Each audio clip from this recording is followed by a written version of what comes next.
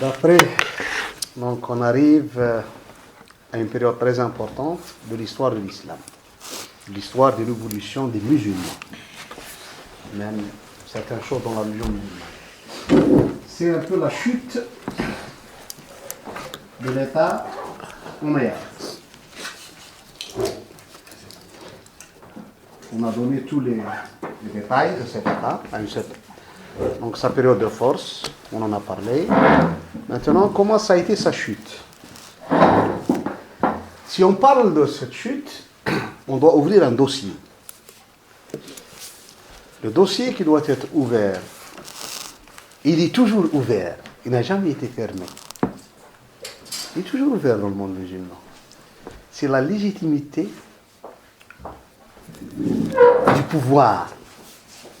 De notre façon, sur quelle légitimité s'adosse le pouvoir dans l'islam? Quand tu es au pouvoir, tu tiens ce pouvoir par quelle voie légitime? Et entre la première année de l'Hijr et 150 ans, on est dans la période du Salaf, donc dans la période où il y a les compagnons, les successeurs, puis les successeurs des successeurs, la période des grands imams, donc des écoles juridiques. Pendant cette période, la légitimité du pouvoir chez les musulmans, on en a vu presque 1, 2, 3. N'écrivez pas, il faut bien comprendre avant d'écrire l'Ahram. J'espère que vous devez comprendre. Parce que le débat, il est toujours d'actualité. Toujours.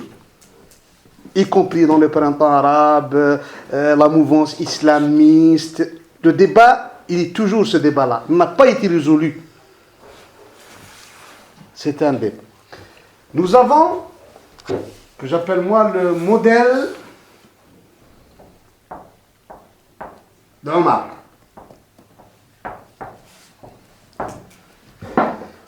Le modèle d'Omar, si on fait une petite étude, on en a parlé ensemble, il a fait deux choses. Une chose qui était sûre quand il a décidé, où il est en train d'agoniser, donc les 3 jours avant sa mort, où il a demandé qui sera après lui. Il en a choisi 6. On a parlé de ça. Il a dit, voilà. Et comme légitimité, pour légitimer son choix, pour dire pourquoi ces 6 et pas d'autres, il a dit ces 6 là, le prophète, sallallahu, quand il est mort, il était content d'eux. Donc il a pris une légitimité prophétique. C'est que ces gens-là, le prophète est mort dans un état de satisfaction sur eux. Et qui sont connus, les 6. Abdurrahman ibn Aouf, Ali ibn Abi Talib, Uthman ibn Affan, Sa'd ibn Abi Waqqas, Zubayr ibn al-Awwam, Talha ibn Ubaydullah, et c'était un peu ce qu'on appelle les 10. Donc, les 10 compagnons. Donc, il a pris cette légitimité. Légitimité prophétique, que j'appelle moi. Ça, ce sont mes réflexions. Je peux me tromper, mais c'est mes réflexions personnelles. Donc, je ne crois pas que vous allez les trouver ailleurs. Mais, Omar savait que cette légitimité, elle est limitée dans le temps. Parce que, après la génération qui a connu le prophète, elle n'est plus d'actualité, cette légitimité. On ne peut pas dire que le prophète était content sur, par exemple, tel ou tel qui ne nous ont pas vécu pendant son temps. Donc, il a une autre réflexion. Et aussi, on en a parlé, si vous vous souvenez. J'ai dit, dans cette réflexion, qu'est-ce qu'il a dit, Omar? Il a dit, je sais que des choses se font sans moi dans les provinces. Ici, je vivrai pour l'année prochaine.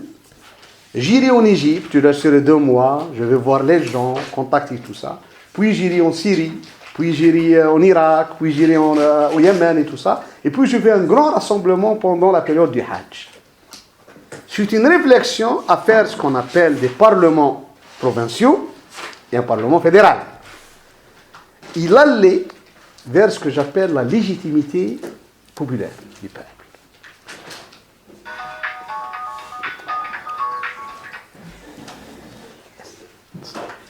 Donc, la légitimité populaire. Et il a fait un saut de 1000 ans. Le problème que cette réflexion d'Omar n'a jamais été reprise par les musulmans. Fini. Depuis la cassure au temps de Othman, même pas en termes de réflexion. Elle n'est jamais revenue. La seule personne dont je vous ai parlé pendant l'État Umayyad qui a eu une petite idée, c'était son arrière-petit-fils, Omar ibn Abdelaziz, qui a eu l'idée aussi, pas la légitimité populaire, mais un peu la légitimité, ce qu'on appelle des grands savants. Un peu un cercle de grands savants et tout ça, des musulmans. Il a eu cette idée. Elle n'a jamais été reprise. On a eu pendant l'histoire de l'islam, on va le voir, ça a commencé avec l'État Omeyyade, ça va enchaîner avec l'État Abbasside, ça va enchaîner après avec l'État Mamelouk, ça va enchaîner avec l'État Ottoman. Tous, c'était un peu la légitimité de l'épée. Comme ça, la légitimité de l'épée. Je l'appelle comme ça la légitimité de l'épée de la force. D'ailleurs, religieusement, on parle dans le fiqh, donc dans tous les livres du fiqh, chez tous les ulamas qui font de la jurisprudence, vous entendez ça en arabe, wilayatul mutaghallib, la personne qui prend le pouvoir et s'installe par de fait, par la force. Donc, ça s'appelle un pouvoir de fait, as-sulta al-fi'liya, un pouvoir de fait. Donc, et cette légitimité, c'est elle qui a géré le monde musulman. On a une autre idée, c'est elle qui est reprise actuellement par les chiites. C'est un peu la désignation par testament prophétique de la famille du prophète. Et puis, on arrive à un pouvoir plus ou moins théocratique. Donc, avec un droit divin d'être au pouvoir. Qu'on le veuille ou non, c'est un pouvoir théocratique. Quand on parle de désignation prophétique, donc il y a eu un testament officiel prophétique qui a parlé de ça, c'est fini, c'est un droit. Donc ce pouvoir-là, il s'assit sur un droit divin. On ne peut pas le contrecarrer, c'est fini. Donc, et par le temps, on tombe dans la théocratie. Et ça, c'est ce qu'on va voir. Donc, le problème de la légitimité du pouvoir était posé. C'est pour ça, si vous vous souvenez, la fois passée, je répète ça juste pour... quand j'ai parlé du temps de Hicham ben Abd al-Malik, j'ai la période de Hicham ben Abd al-Malik, donc, si vous vous souvenez, c'est la période où, la période de Hicham ben Abd al-Malik, c'est la période, c'était 19 ans, c'était long. Longue période, c'est le plus grand calife Omeyyade. C'était 19 ans, presque illégal à Muawiyah dans la première famille. Je parle de la deuxième famille, la famille Marwanide, hein, pas la famille donc de Muawiyah et de son fils Yazid. Celle-ci a eu la cassure en 61 de l'Hijr après la mort de l'imam Hussein. Donc, il y a eu la deuxième famille Omeyyade qui a pris le relais. C'est Marwan ibn al-Hakam, son fils Abd al-Malik, puis les fils d'Abd al-Malik, avec eux le neveu, Omar ibn Abdelaziz. Donc on arrive à Hicham, il a eu 19 ans. Le temps de Hicham, c'était un peu la suprématie de cet État. Mais le seul point qui rongeait cet État, c'était cette légitimité. Et comme il ne voyait aucune tribu arabe qui va leur demander des comptes, qui va leur dire de quel droit vous êtes au pouvoir. Et même au sein de la tribu de Quraysh, tout le monde était derrière le clan Omeyyade. Donc la seule famille qui posait problème, toujours, c'était la famille du prophète. C'est la famille prophétique.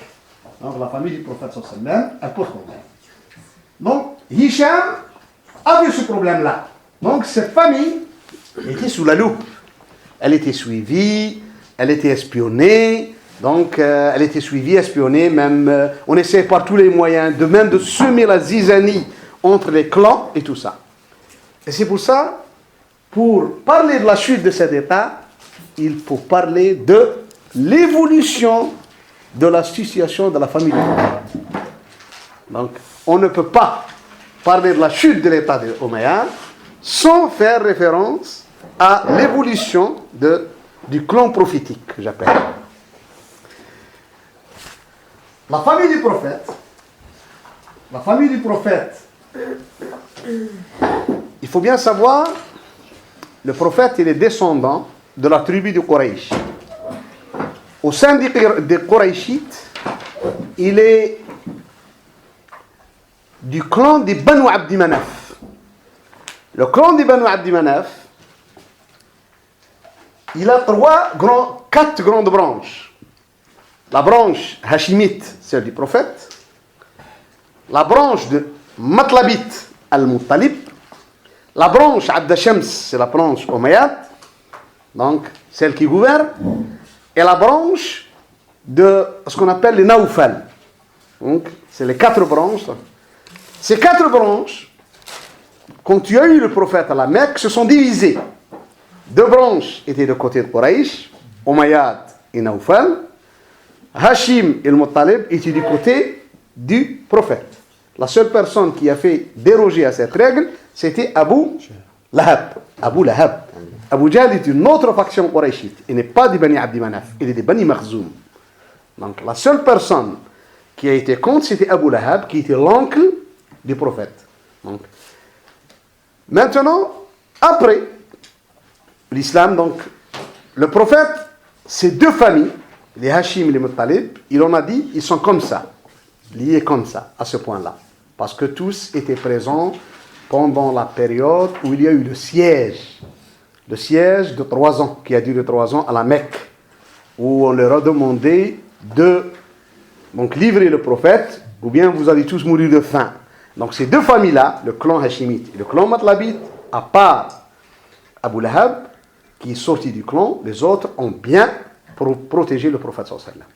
Ils ne l'ont pas, donc ils l'ont protégé, ils l'ont supporté, leurs croyants et les non-croyants, ensemble. Donc tout le monde a bien donc, protégé le prophète sallallahu alayhi wa sallam. Donc c'est pour ça qu'il a dit, ils sont comme ça. Après le prophète, quand on parle, ils étaient beaucoup, la famille était grande. Seulement, il faut bien savoir chez les Arabes, dans la culture arabe, je ne sais pas s'il existe dans la culture européenne, mais je parle de la culture arabe. Tu trouves dans la tribu, des fois on ne cite que 2 ou 3 personnes, parce que c'est eux qui ont plus d'influence. À la mort du prophète, généralement, on a devant nous le prophète à sa mort, ou bien à sa vie, il a eu 4 oncles, parmi les 10. Ils étaient 10 frères, l'un son père donc est mort, il en reste 9. Parmi les 9, quand il y a eu la révélation, c'était 4 vivants. Les autres étaient morts avant la révélation. Les 4 vivants, nous en avons Abu Talib, donc Abu Talib, celui qui l'a protégé, il était le chef du clan. L'Abbas ben Abdul Muttalib, qui était très proche aussi du prophète sallallahu alayhi wa sallam. Hamza, qui est mort martyr à Uhud, et Abu Lahab, qui a été contre le prophète sallallahu alayhi wa sallam. Après la mort du prophète, qui a émergé de cette famille, c'était 2 clans généralement. Le clan de Abu Talib et le clan d'Abbas. C'était 2 clans. Les autres clans, je ne dis pas qu'ils sont tombés dans l'anonymat, mais n'ont pas eu le même, donc la même aura à Médine. Donc il y avait Abbas ben Abdul Muttalib qui est resté vivant après le prophète jusqu'au temps de Uthman ibn Affan.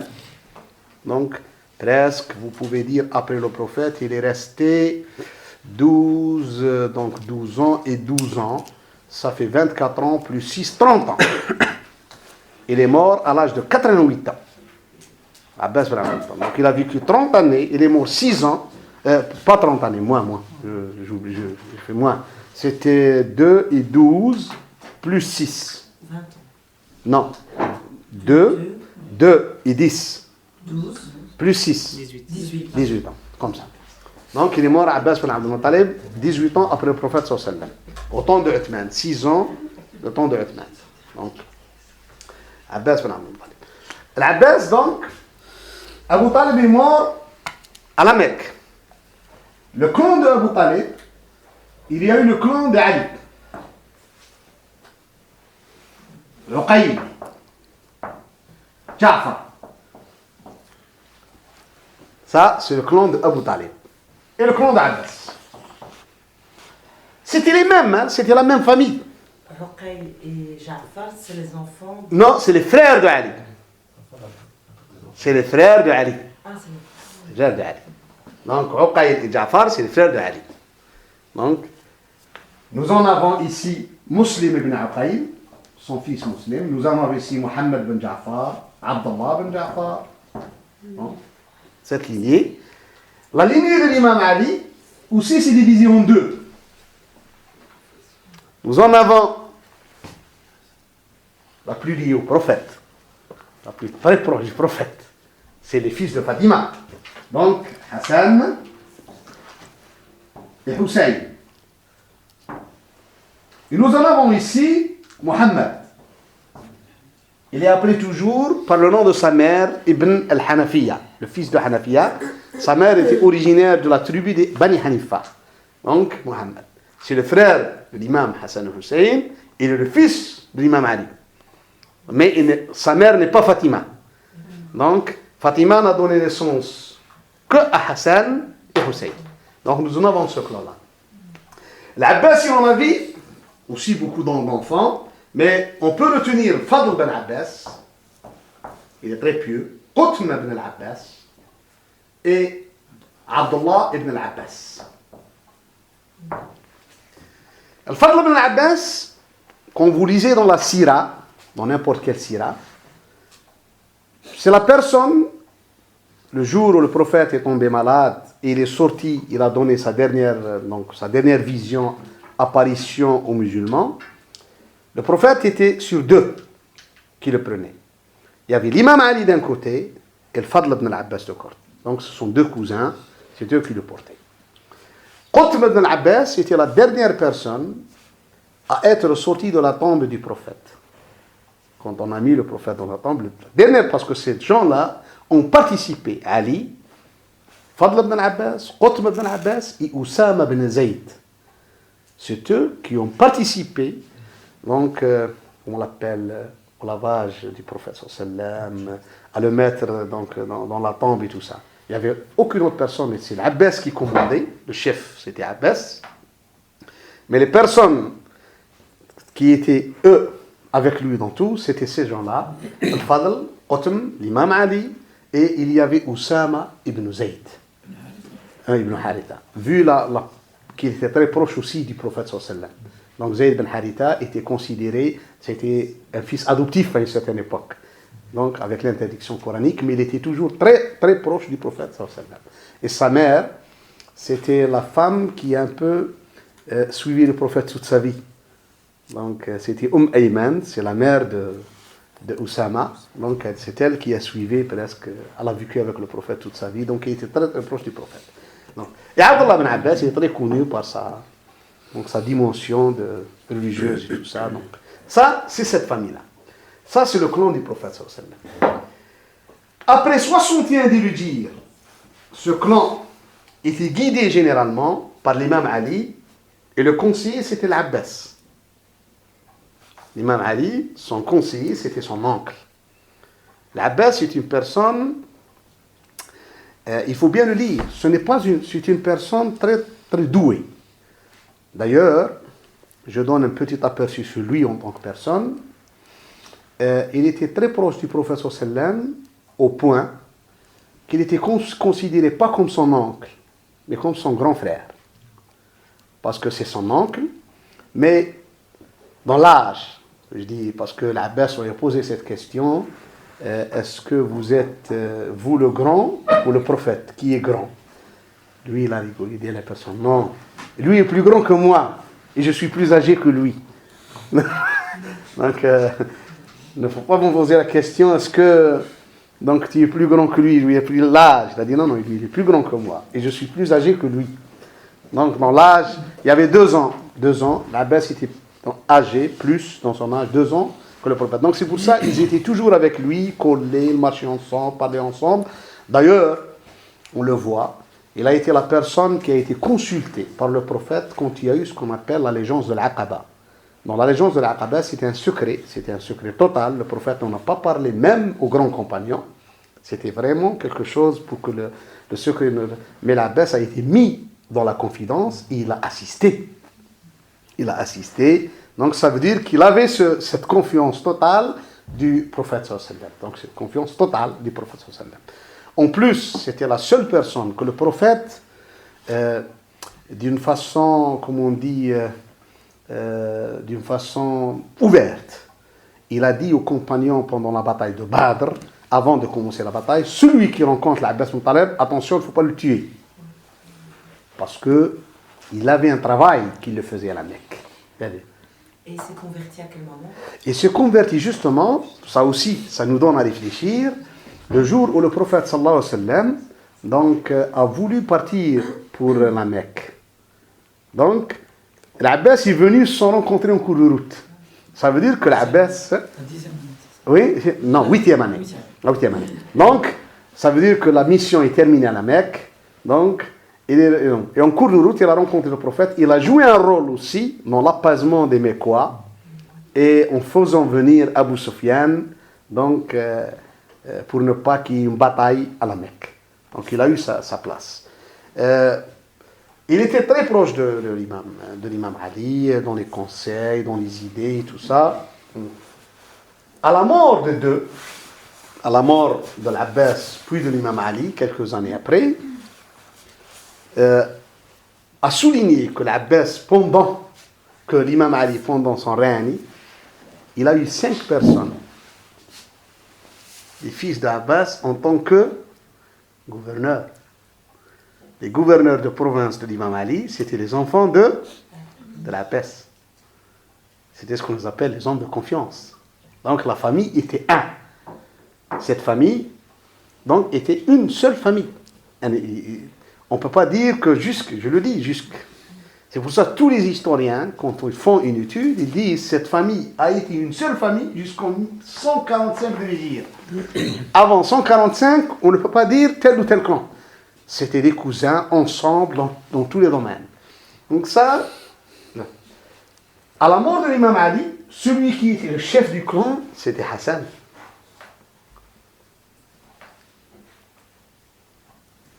Et à la mort de l'imam Hassan, malgré que Ibn Abbas était âgé, il en a pleuré. Et on lui a dit, tu es le chef de Bani Hashim. Abdullah ibn Abbas, qui est un grand imam, il a dit non. Je ne serai jamais tant aussi que le Hussein est vivant. Pourquoi? C'était un peu une façon de dire que ces 2 personnes-là portent les gènes du prophète sallallahu alayhi wa sallam. Non, par Fatima. Il avait cette idée de Abbas, il est vénéré pour cette place. Donc, à la mort de l'imam al-Hussein, cette famille, généralement, s'est installée à Médine. Comme un peu je peux. Le clan de l'imam Hassan, la famille de l'imam Hassan, était dirigée par son fils Hassan, qui a donné naissance à son fils Abdallah. Abdallah, c'est le père d'une fratrie de Mohammed, Idriss, Ibrahim, Yahya. Idriss et Yahya étaient un peu petits par rapport à Ibrahim. Ibrahim et Mohammed, c'était les grands. Le clan de l'imam Hussein, il y avait Zine al-Abidin, ou bien Ali Zayn al-Abidin, comme ça. Il a donné naissance à Mohammed, qui a été connu par Baqir, et Zayd. Il a donné naissance à Ja'far, qu'on lit sur Sadiq. Donc, le clan de Muhammad ibn al-Hanafiya, ce clan-là, il a donné naissance à Abu Hashim.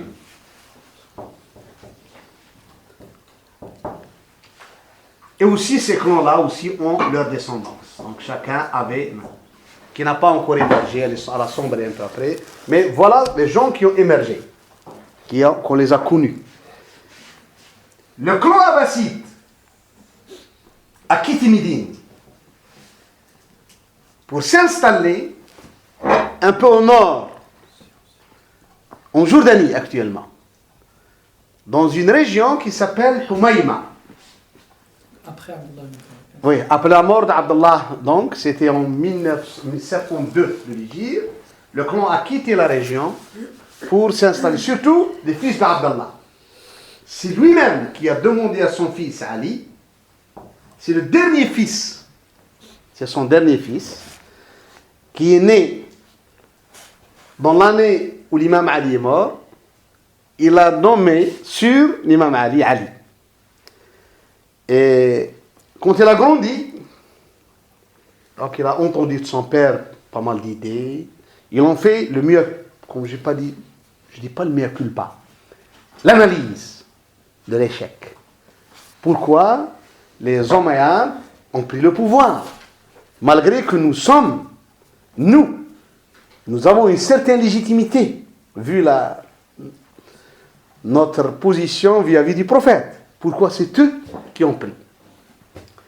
Et la première personne à lancer l'idée, c'était Muhammad ibn al-Hanafiya avec Ibn Abbas, qui étaient ensemble. D'ailleurs, c'est Muhammad qui a fait la prière sur Ibn Abbas quand il est mort. Il a dit, les Omeyyades ont vaincu mes deux frères, mon père et mes deux frères, parce qu'ils avaient plus d'argent et d'hommes. Donc, les tribus arabes leur faisaient allégeance. Plus, les gens cherchent le nerf de la guerre. Les gens, tu peux leur parler Allah, Sabillah et tout ça, mais quand ils leur montrent un peu l'autre, Allah, Sabillah, de côté par rapport à... Donc, ça, c'est la vérité. Sortez de l'ouam.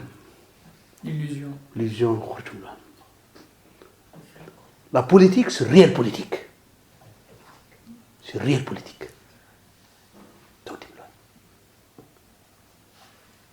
Il y a beaucoup de gens qui vivent loin.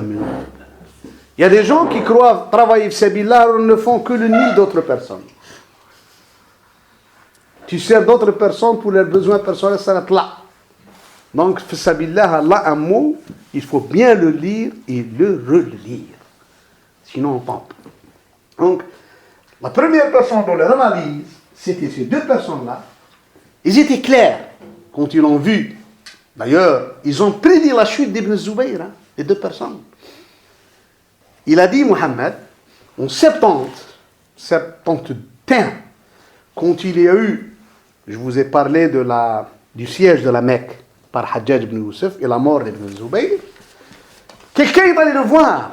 Il lui a dit, écoute, les Omeyyades sont un peu, comment on dit, quelqu'un qui a la tête.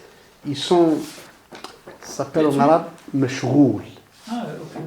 Occupé par Ibn Zubayr ici. Et l'Irak est donc il est libre. On va faire une nouvelle reconquête de l'Irak, nous. Donc les partisans de la famille du prophète. Il lui a dit comme ça. Il doit tirer l'oreille. Écoute, les gens de l'Irak ne font rien. On les a connus. C'est fini. Passons à autre chose. En plus, il a dit, le Zubayr ne tiendra pas longtemps. Les Omeyyades sont plus forts. Il ne tiendra pas longtemps. Il a perdu toutes les provinces. Maintenant, il est assiégé à la Mecque. Il ne tiendra pas longtemps. Il n'a pas les moyens de tenir le siège. Et ils vont. Et là, tu sais, pourquoi les Omeyyades ont gagné? Parce qu'ils ont plus d'allégeance du tribut, plus d'hommes, plus d'argent. Donc, n'en parle pas. Et c'est là, on assiste après la mort de ces deux personnes, de Mohammed, d'Abdullah ibn Abbas. Donc, les personnes qui ont émergé, c'était Zayn al-Abidin, c'était Hassan ibn Hassan, c'était au temps de Walid ibn Abd al-Malik. Donc c'était Zayn al-Abidin, Hassan, le fils de Hassan, et Ali ibn Abdullah ibn Abbas, et Abu Hashim. Abu Hashim, le fils de Mohammed ibn Hanafiya. C'est les 4 grandes personnes qui ont émergé de la famille du prophète sallallahu alayhi wa sallam. Connues, donc il y a beaucoup, mais c'est là où les gens les connaissaient. L'imam Zayn al-Abidin, donc son cousin Hassan ibn al-Hassan, Abu Hashim et Ali ibn Abdullah ibn al-Abbas. On est vers les années 90 de l'Hijra. Ces gens-là ont de la sympathie des musulmans. Donc les gens, quand ils les rencontrent, ils sympathisent avec eux, vu leur statut familial. Mais pas plus. La mort de Hassan ibn Hassan, donc dans le début du 2e siècle de l'Hijra, c'était son fils Abdallah. Celui qui a donné naissance à ces 4. Et pourquoi je cite Idriss? Parce que les Marocains ont un lien avec cette personne-là. C'était une personne qui est venue au Maroc après 1945 de l'Hijra, après la mort de ses frères. Il s'est installé au nord de la ville de Fès. Celui qui est mort et il a son tombeau, son mausolée à Fès, c'est son fils. C'est Idriss II. Idriss I, premier, le fils, je crois son mausolée est un peu au nord de Fès, dans une ville qui s'appelle Zarhoun. Donc à 40 km au nord de Fès. C'est une ville, je crois, où il y a les olives. Parce que je vois ici des olives qui se vendent ici à Bruxelles, Zarhoun. C'était dans cette région-là. La personne se trouve le tombeau de l'imam Idriss.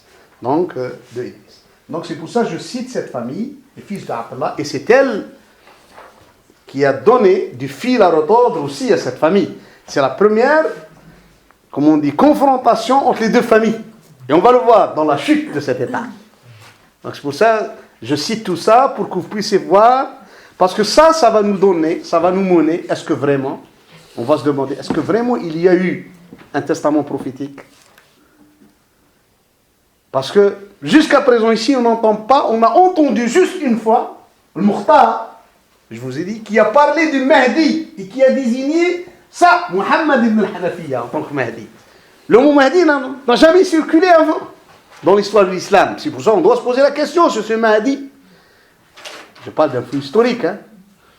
Donc, ça n'a jamais été parlé avant. Juste d'où Mukhtar tient l'idée de Mahdi.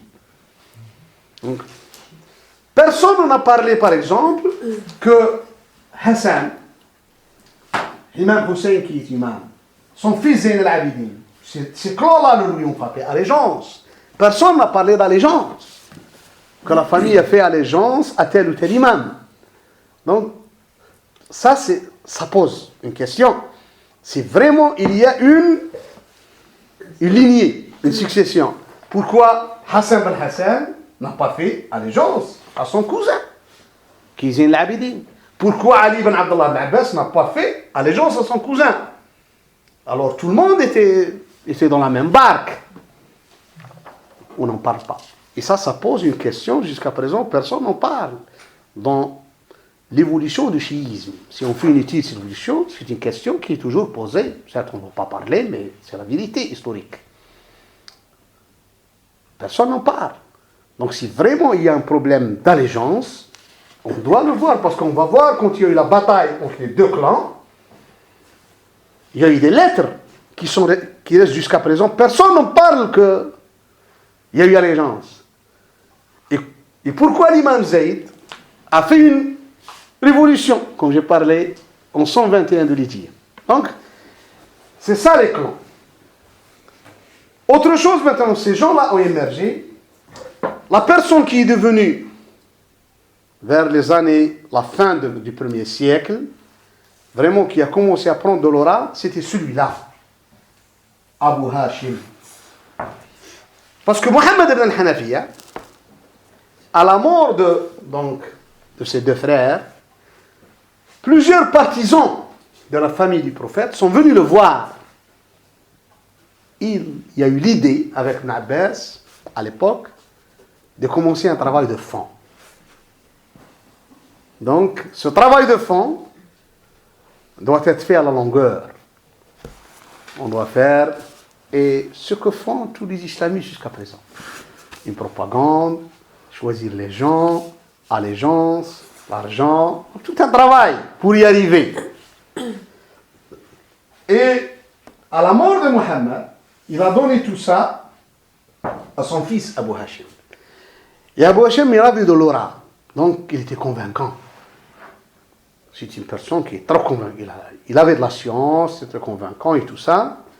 Et comme les Omeyyades, comme je vous dis, au temps de Hisham, qui a pris le pouvoir en 106 de l'Égypte, il a commencé à surveiller cette famille. Surtout ce clan-là. Au début, il a trouvé que c'était la personne la plus dangereuse. C'était Abu Hashim. Il l'a invité à Damas.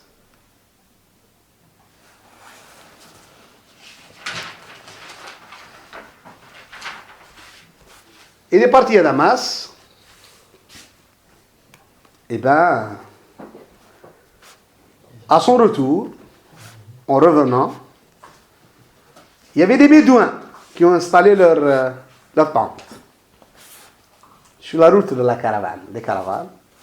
Ils savaient qu'il allait passer. Ils sont allés le voir. Proche famille du prophète et tout ça.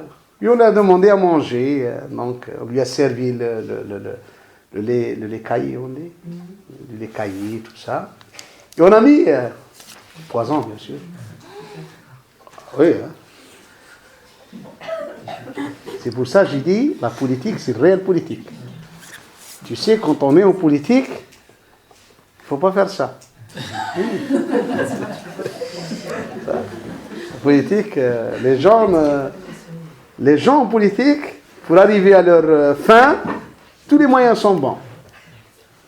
C'est difficile. C'est pour ça, pour négocier politique et religion, c'est difficile des fois. Mais là, c'est surtout le côté que c'est le sang du prophète. Oui, il faut voir, hein. Non. Il faut lire le Coran. إنما الحياة الدنيا ولعب وتكاثر يعني بينكم في الأموال والأولاد. C'est difficile la vie. Elle est très difficile. C'est pas facile de. Donc, on l'a liquidé. Quand il a senti que ça ne va pas, et bien qu'est-ce qu'il y a eu? Comme je vous ai dit, Le geste à la famille d'Abbas qui s'était installée au nord. Donc c'est Abdullah ibn Abbas.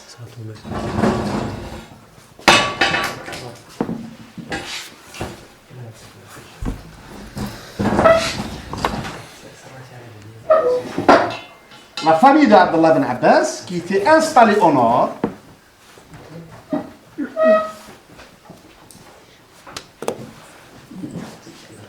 Qui est installée au nord. Elle était installée en Jordanie. Donc on a Damas ici. Et quand vous descendez vers Médine, ici, Humayma, pas loin de Dera actuellement et tout ça, c'est dans cette région, 200 km. Quand il a senti que ça ne va pas, il a dit, où habite mon cousin? Il a dit, voilà. Donc il a rejoint la famille Abbaside, qui sont ses cousins. Avant de mourir de Rondram, il a donné les informations à sa famille. C'était à Mohammed, le fils de Ali, Ibn Abbas. Mohammed, ça a été un as dans la politique. Il lui a donné les noms de ce qu'on appelle un Nuqaba. Nuqaba, c'est les gens chargés de faire. Ici, on a commencé, c'est la première fois dans l'histoire de l'islam, on commence à parler trop de douat, prédicateur. Et c'était à connotation politique à l'époque. C'est pas comme maintenant, douat. Hein. À l'époque, douat, ça veut dire que des gens qui font un travail pour une cause politique. Ils avaient une connotation politique. Il a donné le nom de ces gens prédicateurs qui étaient, la plupart étaient en Irak. Leur nom et tout ça. Et la réunion Donc, elle a commencé entre ce clan-là et toute cette... à la mort d'Abu Hashim. À la mort d'Abu Hashim, on n'entend plus presque parler du clan de Muhammad ibn al-Hanafiya. Il ne restait que les deux clans de Hassan et Hussein. Hisham bin Abd al-Malik a fait deux choses. Il a essayé de semer la zizanie entre les deux clans vers l'année 110-112 pour les discréditer aux frères musulmans, en leur disant voilà, je veux vous rendre ce que vous dites, il est de droit, c'est ce qu'on appelle l'héritage de Fadak. À qui je vais le donner? En essayant de mettre la zizanie entre les deux clans. Et bien celui qui était à la tête de clan ici, c'était Abdallah, donc Ibn Hassan, et ici c'était Zayd, le fils de Zil al-Abidin. Zayd a su les idées de Hisham. Il a dit que mon cousin le prend. Je n'ai pas de problème. Donc, et c'est là où Zayd aussi, il commence à prendre de l'ampleur. Par sa science, ses connaissances, ses fatwas. D'ailleurs, la plupart des fatwas zaïdites, c'est un peu, on peut dire, Zayd et l'imam Abu Hanifa ont presque les mêmes fatwas, la même science. Donc c'est pour ça, les zaïdites ont vécu au sein des musulmans sunnites au Yémen, partie intégrante, bien intégrée. Ils n'ont eu aucun problème 1400 ans. Les zaïdites de Saada, jusqu'à ce qu'on appelle actuellement, ça fait les 20 dernières années, le problème des Houthis. 20 dernières années. D'ailleurs, des grands ulama zaïdites sont pris dans les fatwas chez les sunnites sans que les gens savent que c'est des zaïdites. Prenez Shawkani. Prenez As-Sam'ani. Oui, c'est un zaïdite. Dans Nail al-Awtar. Son livre est connu, zaïdite et tout ça, donc c'est des gens connus. Et chez les sunnites, ils sont pris à la lettre, tout ce qu'ils disent. Donc, c'était un peu, il a pris cette aura, et Hisham a vu sa dangerosité quand il a su que c'était un élément modérateur de la famille. Donc, on a essayé de le provoquer par tous les moyens et le faire sortir pour faire une révolution. Il a été invité à Damas. C'est dangereux. Oui. Tu sais, il faut mieux être loin du pouvoir. Toute personne doit, si tu n'as pas le pouvoir, éloigne-toi du pouvoir. Ah, tu bien? Si tu n'as pas le pouvoir, éloigne-toi du pouvoir. Essaye de t'éloigner par tous les moyens de t'éclipser. Et cela, où l'adage dit, pour vivre heureux, je veux vivre caché. Ça, c'est... Il a été invité à Damas. Il a été un peu bousculé. Pourquoi? Les Arabes, à l'époque, surtout au temps des Omeyyades, je vous ai parlé, les Omeyyades avaient un peu une vision, le mot raciste est fort, mais je peux dire une vision un peu de discrimination d'une façon. Ils voyaient mal, c'est pourquoi leur politique a échoué, parce qu'ils ont négligé toutes les nations non arabes musulmanes. Les nations musulmanes non arabes. Kurdes, Turcs, Amazirs, tout ça n'avait pas de poids chez les Omeyyades. L'État Omeyyade était un État, on peut dire, nationaliste arabe. C'est un État arabe. Donc l'État, il y avait du nationalisme arabe. D'ailleurs, les gens de Hizb al-Ba'ath en Syrie et en Irak ont coupé les idées un peu de cet État à une certaine époque. Donc, dans leurs idées, donc, ils prenaient par exemple, je vous donne un bayt shi'r, un vers de poésie qui a été dit par Boutanarbi, إنما الناس بالملوك ولا يفلح عرب ملوكها عجم. Donc, il a dit les gens c'est par le roi et les Arabes ne peuvent pas donc être quelque chose parce que les rois ne sont pas des Arabes. C'est des non-arabes, c'est des Kurdes, c'est des Turcs, donc c'est des familles Amazirs et tout ça, comme les Almohades, les Almoravides, tout ça n'était pas des tribus arabes, donc n'étaient pas des gouvernants arabes d'origine. Donc c'est un peu cette façon-là. Il avait ça. Plus grave encore, chez les Omeyyades, on voyait mal aussi les métis arabes, donc les Arabes de mère non arabe. C'est ton fils, mais sa mère n'est pas arabe. Elle est une berbère, elle est une perse, une turque, elle n'est pas arabe. Donc son fils n'a pas le même poids que celui qui est arabo-carré. Qui est arabo-carré. Ça a existé. Il ne faut pas dire que ça n'a pas existé, hein. Il ne faut pas mentir aux gens. Ça a existé. Ça a existé. Il ne faut pas mentir aux gens. La vérité doit être dite. Comme c'est l'histoire. Donc, Zayd, sa mère, n'était pas arabe, elle était perse. Elle était perse. Et qu'est-ce qu'il lui a dit Hicham pour le provoquer? Il lui a dit, écoute, tu ne peux pas être calife, toi, vu que ta mère est une servante. Tu n'es pas le fils d'une femme libre. Elle n'a pas le statut. Lui, il était intelligent. Il a bien regardé la vie. Écoute, hein. C'est un argument falso qui tombe à l'eau. Tout le monde. Parce que Allah tabaraka wa ta'ala, il a dit, Allah azza wa jal, a donné la meilleure personne du monde, qui est Mohammed sallallahu alayhi wa sallam, d'une personne, d'une lignée prophétique, d'une personne qui était le fils d'une servante, Ismaïl. Il a dit, ça ne colle pas, c'est du racisme. Ça ne colle pas. Ça a été l'idée de l'imam Zayd. À sa sortie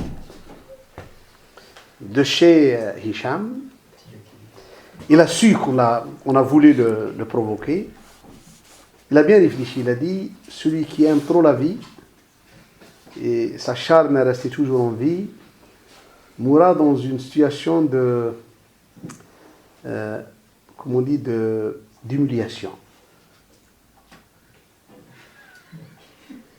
Donc, il a dit, l'humiliation, il trouve que c'est de l'humiliation.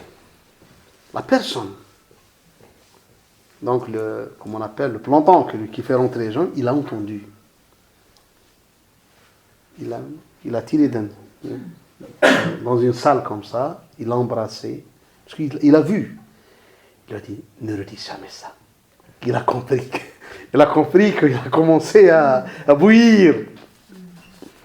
Il a dit, ne dis pas ça devant personne. Mais il est allé en Irak. Donc, la même erreur de la famille. L'Irak. Tu sais, quand il y a eu l'intervention américaine, il y a des jeunes qui veulent. Est-ce qu'on va en Irak? Je dis, c'est l'Irak tombé. Voilà, c'est tes affaires. C'est l'Irak tombé. Honnêtement, les Irakiens viennent en Allemagne, font de l'argent, des affaires, toi tu vas mourir en Irak, c'est de la folie ça. C'est de la folie. Soyons clairs et nets, c'est de la folie. Bâtis ta vie, toi. Tu en es responsable sur toi. Allah ne te posera pas de questions sur l'Irak. Tu n'es rien. Tu n'es ni gouvernant, ni président, ni n'importe quoi. Occupe-toi de toi-même et suffis-toi à toi-même. Clair et net. Donc, il est allé en Irak. Et c'est là, on revient. Les partisans. On a commencé à être autour de lui. Nous sommes là, on va faire le djihad contre eux. En 121, au temps de Hicham aussi toujours, les informations arrivent, parce qu'il y a des gens qui... Toujours, hein, le pouvoir est basé sur l'information. Que Zaïd, il y a beaucoup de gens qui viennent le voir et tout ça, et ils vont lui donner allégeance en tant que commandeur des croyants. Ici, on assiste à quelque chose qui pose problème. On assiste à une... L'imam Zayd on lui a fait allégeance 40 000 personnes.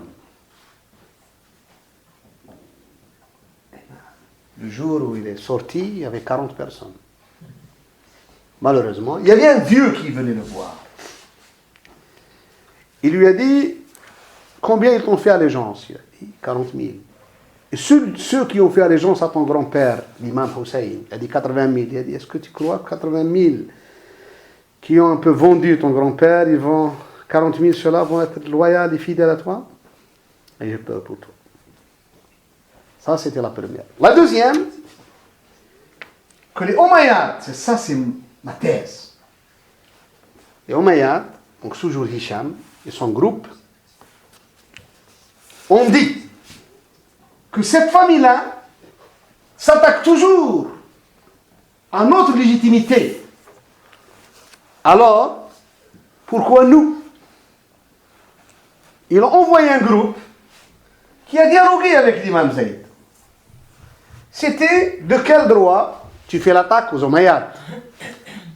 Eux ont pris le pouvoir. Et aussi Abu Bakr et Omar ont pris le pouvoir. Qu'est-ce que tu dis sur Abu Bakr et Omar? Toi, si vous, comme ça, votre famille donc, n'a pas eu le pouvoir, lui n'a pas été donné par Abu Bakr et Omar. Si vous avez cette raison et tout ça, c'est Abu Bakr et Omar. Et c'est là où les insultes, les condamnations d'Abu Bakr et Omar par ce groupe-là ont commencé. Zayd a refusé. Il a dit non. Il a dit c'est pas la même. On n'est pas dans la même balance. Il a dit Abu Bakr et Omar, c'est des gens qui ont gouverné avec honnêteté, avec justice, dans tous les domaines. Et je ne peux dire que, radiyallahu anhuma. Il a dit par contre, les Omeyyades, tout ce qu'ils ont fait généralement, c'était de l'injustice. On n'est pas les maîtres, donc je suis contre eux parce qu'ils font de l'injustice envers eux-mêmes, envers les musulmans, envers l'islam. Il a dit c'est pour ça que Et ces gens-là ont commencé à faire du blabla sur lui, jusqu'à personne n'est venu. Donc l'affaire, il est mort. Et ce temps-là, l'idée de maudire, de faire une malédiction sur Abu Bakr Omar a germé et a commencé à sortir. Le problème de ce groupe-là est allé au frère de Zayd, qui est Baqir. On n'a pas vraiment, avec lui et son fils Sadiq, Jafar, il y a un problème. Ce problème-là, en toute honnêteté, doit être discuté. Parce que on a deux versions. La version des sunnites qui côtoyaient Jafar Sada, comme Abu Hanifa et tout ça, pour eux, il n'a jamais dit de mal sur les compagnons, surtout sur Abu Bakr Omar. Jamais. Ils ne l'ont entendu dire quoi que ce soit. Et à mon avis, je suis de cet avis. La personne, ni lui, ni son père, parce que c'est des enfants du prophète sallallahu alayhi wa sallam, je ne crois pas qu'ils vont dire quoi que ce soit sur deux personnes qui étaient très proches du prophète sallallahu alayhi wa sallam. Par contre, les documents chiites qu'on a, Al-Kafi, tout ça, tout ce qu'on a, tout ce qu'on va le voir, disent qu'il a dit des choses comme ça. Et on est devant deux choses. Pour les sunnites, sur la pure mensonge sur la personne. Donc on a dit des mensonges sur la personne, ce n'est pas vrai. Ça, tous les sunnites le disent. Pour les chiites, non, ils disent ce qu'il a dit. Pour d'autres, surtout les orientalistes, hein, dans leurs études historiques, les orientalistes, mustashriqin, on les appelle les gens non musulmans, ils disent qu'il y avait un double discours pour eux. Donc ils ont arrivé à dire non, c'est un double discours. Donc ce qui dit là n'est pas dit là, et ainsi de suite. Donc on a ça. C'est la première fois qu'on a ça. 121. Après la mort de Zayd, eh bien, une année après, Hicham est mort. À la mort de Hicham, c'était le dernier calife omeyyade. L'état omeyyade des 10 dernières années, c'était des problèmes internes, c'était la malédiction de la famille du prophète qui revient. C'était la malédiction de la famille du prophète. Parce que quand ils ont tué Hussein, la première famille, donc la famille de Yazid et d'Abu Sufyan, quand on a tué Hussein, après, c'était la fin de cette famille, la famille marwanite. La famille Umayyade, en tuant Zayd, elle est rentrée avec ce qu'on appelle comme ça le Walid ibn Yazid, le fils de Yazid, fils d'Abd al-Malik. Donc, celui-là était un soulard, ne mérite même pas d'être à la tête de l'État. Des clans de la famille Umayyade se sont opposés à lui. Ça, moi, je ne vais pas raconter des événements historiques. Donc, il est sorti sur lui, ils se sont entretués. Moi, ça, c'est ce que j'appelle le côté spectaculaire. C'est le côté folklorique de l'histoire. Mais je sais, juste pour vous mettre au courant, si vous lisez tout ça, qu'il y a eu des membres de la famille, d'ailleurs, des fils de Hicham, qui sont montés contre lui, tout ça. Et ça a commencé, les problèmes internes, qui se sont terminés par la mort et l'assassinat de celui-là, de Walid. Puis, après lui, la famille s'est disloquée et s'est entretuée, jusqu'à un autre membre de la famille, le dernier, qui est venu d'Arménie, qui s'appelle Mohammed ben Marwan, qui est aussi un de leur famille, qui a pris les rênes, mais c'était un peu cette famille-là a déclenché ce que j'appelle le plan catastrophe pour mettre fin à l'État omeyyade. Revenons à cette famille. Donc ça, ce qui s'est passé ici. Revenons ici. La famille abbasside, en contactant tout. Donc ce Mohammed-là, c'est pour ça que j'admire ce qu'il a fait. Il a fait deux choses. C'était la propagande anti-omeyyade. Il a fait une grande propagande anti-omeyyade. En plus, il a réalisé deux choses importantes. Le changement de l'assiette. Vous savez que ça veut dire changement de l'assiette dans la politique? Vous ne savez pas. Changement de l'assiette, il y a beaucoup de gens qui se trompent. Hier, je l'ai dit en arabe, je le dis en français. Il n'y a pas en démocratie, il n'y a pas de, comment on l'appelle, majorité éternelle. Il n'y a pas de majorité éternelle. La démocratie, ça veut dire la majorité prend le pouvoir avec le respect des droits de la minorité. Mais en respectant le droit de sa minorité, ça veut dire que dans 5 ans ou 10 ans, cette minorité peut avoir la majorité. Il n'y a pas de majorité absolue, donc, en politique. C'est pour ça qu'on dit le changement de l'assiette. Il y a des gens, par exemple, qui se trompent. Il est élu, je vous donne un cas.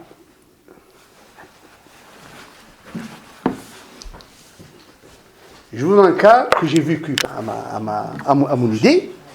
Donc, c'est bon, c'est bon. Oui, c'est bon. Mohammed Ben Ali a vu ça. A vu que les Omeyyades optent pour les Arabes. Trop. Alors que les musulmans actuellement, ce n'est plus seulement les Arabes.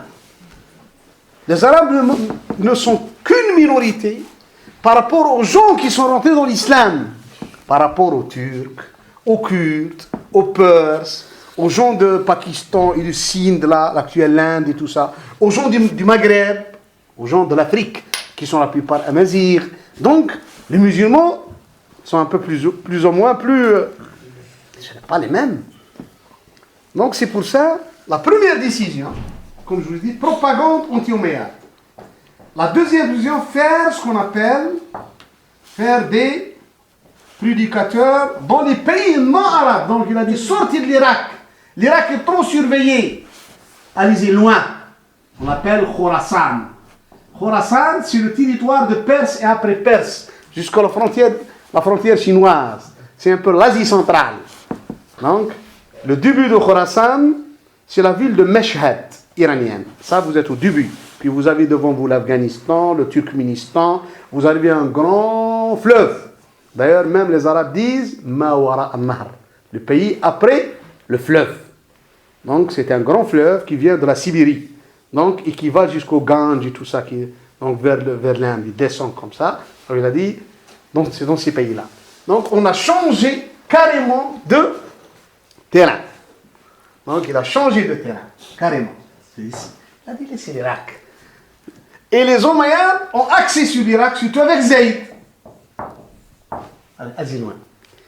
Ils sont allés même à dire, ne laissez pas les Arabes s'installer ici. par peur qu'ils ne seront que des espions omeyyades. Ils vont rapporter des informations omeyyades. Parce que les Arabes faisaient allégeance à la famille omeyyade. Par contre, eux, ils ont changé complètement de contexte. Avec une grande. Le deuxième point qui est important. Ils n'ont pas nommé la personne à qui on fera allégeance. Toute personne qui entre dans leur clan, dans leur groupe, dans leur, je vous appelle, cellule. Ils ont fait des cellules partout. Fera allégeance à une personne non nominative du clan prophétique. Pas plus. Je fais allégeance à une personne, non à un imam qui n'est pas connu de nom, mais il est du clan prophétique. Le nom en arabe s'appelle Ar-Rida min Ali Muhammad. Je ferai allégeance à une personne de la famille du prophète. Donc ça, deuxième point. Troisième point, comme l'installation était proche de Damas, Ali, le père de Mohammed, donc fils de Ibn Abbas, celui-là, il a copié, il a copié le système omeyyade. Comment on copie le système omeyyade chez les Arabes? Les Bani Umayya, les Omeyyades, ils avaient beaucoup d'enfants. C'était une famille où il y a ils se marient beaucoup, donc ils avaient beaucoup d'enfants. Lui, il a fait le même système, ce Ali. Ce Ali, je n'arrive pas à compter ses enfants. Sulayman ben Ali, Daoud ben Ali, Yahya ben Ali, Ismaïl ben Ali, Abd al-Samad ben Ali, Abdallah ben Ali, le plus grand ça, Mohammed ben Ali. On n'arrive pas, peut-être Moussa ben Ali, Isa ben Ali. Parce qu'il se mariait beaucoup avec les servantes qui donnent des enfants. Donc, il a fait lui-même sa propre tribu. Donc, et Mohammed, son grand-fils, qui lui a laissé l'allégeance, tous ses frères étaient comme ça devant lui, devant le grand ce Mohammed. Et bien Mohammed a un peu guidé toute la famille. Il a mis Sulayman à Damas. Il lui a dit, travaille chez les Omeyyades. Son frère. Mais je veux toutes les informations de ce qui se passe. Tu n'es qu'un travailleur. Et tu ouvres. Chacun lui a donné sa place. Daoud Ben Ali, donc tout le monde. Toute la famille. Pour avoir les informations détaillées. Il est allé. Et Hicham, comme il suspectait tout ce clan-là, il a dit, je vais voir ce que font ces gens-là à Humayma. Ceux qui habitent pas loin de moi, sont sous contrôle, dans les premiers, il faut que je vois. Eh bien, on a dit, il a envoyé ce qu'on appelle les impôts, demandant à Mohammed Ben Ali 300 dinars, qui était une somme exorbitante à l'époque. Quand ils sont venus, les impôts, vous devez payer 300 dinars, vous ne l'avez pas payé. Un des frères de Mohammed, il a dit, on va payer. Mohammed était un peu plus grand, il avait dans les 50 d'années plus. Comme ses frères, c'était des gosses, 18, 20 ans, 25 ans, 26 ans, il a crié sur eux. D'où tu vas payer toi? D'où tu viens l'argent? En arabe, ça dit, Min ayn?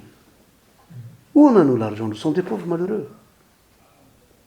Nous sommes une famille nombreuse qui n'arrive même pas à subvenir à ses besoins.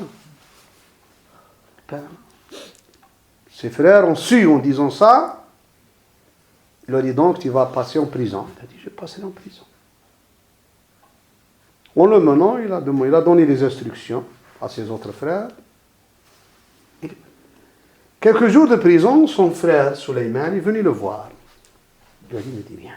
Ne demande même pas mon vrai nom. Dis Mohammed Ben Ali Ben Abdallah. Ne dis pas Ben Abbas. Parce que si tu dis Ben Abdallah Ben Abbas, je vais être connu chez les gens ici que je suis. Donc ça va faire un problème. Ça va arriver, parce que lui, c'est lui le patron de tous les cellules. Ça va arriver partout, que je suis en prison. C'est pas ça. Faut pas que ça sorte. Vas-y chez Moussa Sarraj, à Koufa. Il te donnera 100 dinars. tu le déposes. Puis, marque un laps de temps, il va voir Sulayman ibn Kathir al-Khuza'i, telle personne, qui te donnera 100 dinars. Et puis tu vas dire, écoutez, on a tapé chez les gens, comme c'est un vieux, c'est pas, donc ils l'ont aidé, le monde religieux, la zakat et tout ça, pour vous. Allez. Et il est sorti de prison un mois après. En revenant, ses frères lui ont posé la question.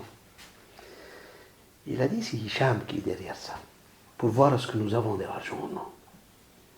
S'il sait que nous n'avons pas d'argent, ces services ne vont plus nous suspecter. Parce que pour faire des choses, il faut avoir Si tu n'as pas l'argent, tu meurs. Il y a beaucoup de gens qui peuvent pas, oui, on va faire ça, mais par quoi tu vas faire ça? Même faire une ASBL. Pourquoi les Marocains échouent à l'ASBL, dans les ASBL? Surtout les Pulil. 7, ils sont ensemble, ils se disputent, 3 vont faire l'ASBL seul. Mais l'ASBL, pour qu'elle marche, il faut avoir de l'essence. Et l'essence de l'ASBL, c'est le flous. Si tu n'as pas d'argent, tu n'as rien. Tu peux faire marcher un projet sans argent. On ne peut pas faire marcher un projet sans argent, c'est fini. Et bien il a dit, écoutez, c'est Hicham, il a voulu voir ça. Et si nous avons payé 300 dinars, et bien nous aurons toute la troupe ici qui va, il a dit, comme il a dit, comme tu prends donc une habitation, elle est comme ça, inversée. Là, il va inverser tout sur nous. Eh bien, il était très intelligent. Plus grave encore, dans son intelligence politique. Quand l'imam Zayd est sorti, tous ces cellules, en Irak et dans les pays, parce que ça, l'information s'est répercutée. On lui a envoyé. Quelle est la position à prendre?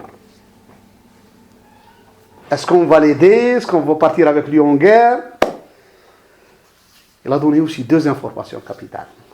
La première, il a dit, demandez à tous nos hommes le mutisme complet.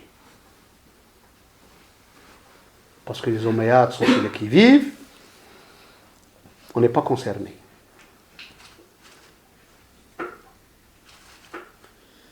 La deuxième chose, il a dit, c'est une affaire qui ne nous concerne pas. Ce n'est pas nous qui vont avoir, comme on dit, la date, manger la date de ce travail-là. Oui, ce n'est pas nous qui vont le manger. Et Zayd, quand il a décidé de faire ce qu'il fait, il ne nous a pas consulté. Je ne vais pas perdre mon argent et mes hommes dans une affaire que je ne la commande pas. Eh bien, tu sais, moi, quand j'ai relu ça, j'ai dit, moi, je mérite 100 coups de fouet. Parce que moi, je connais la politique. Comment je me suis embarqué dans un parti politique sans que je sois quelqu'un qui sait où va ce parti-là? Pour ça, une fois, peut-être Younes m'a entendu, donc, dire aux gens, ne montez jamais dans une chose que vous n'êtes pas dans la cabine. Le pilotage. Ne montez pas. Ne faites pas le travail pour les gens. C'est de la perte. C'était la première personne à le dire à cette époque. Je ne risque pas mes hommes et mon argent pour une affaire qui n'est pas la mienne. Ce n'est pas mon affaire. C'est ça. Malgré qu'après la mort de Zayd, il a envoyé son fils Ibrahim à la Mecque, qui a donné de l'argent au fils de Zayd, qui les a soutenus en tant que famille, parce que c'est sa famille, mais il ne l'a pas soutenu militairement.